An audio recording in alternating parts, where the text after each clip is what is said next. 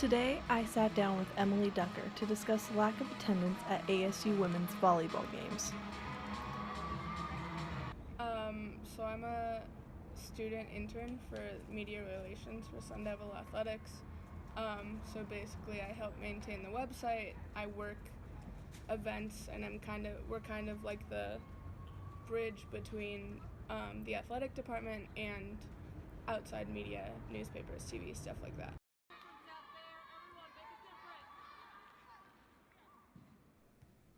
When I spoke with Emily, I asked her why she thought ASU's volleyball game attendances were so low, especially compared to other sports, including football and basketball.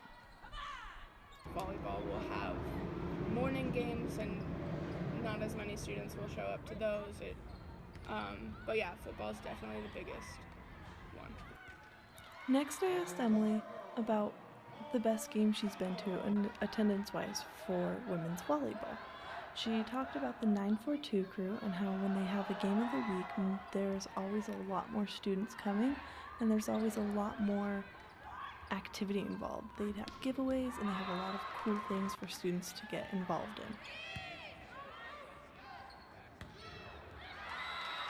in.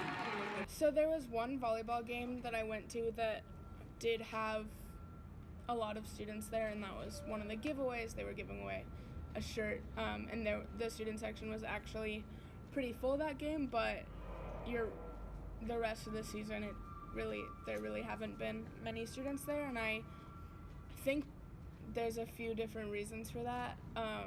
Part of it is just like in general, volleyball is a less popular sport than football, like at any level, and I think also the volleyball team hasn't done that well this year, so that it's probably a factor, and there's also not as much publicity for it, because it's not as much of a moneymaker as football. So.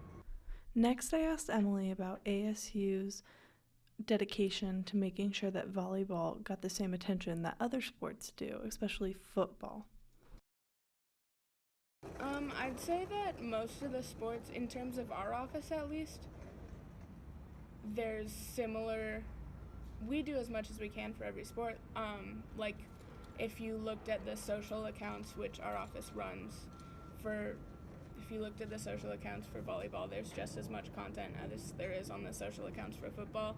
I think it really just has to do with factors more out of our control or out of the control of the school. Just like the reality is, it doesn't make as much money, so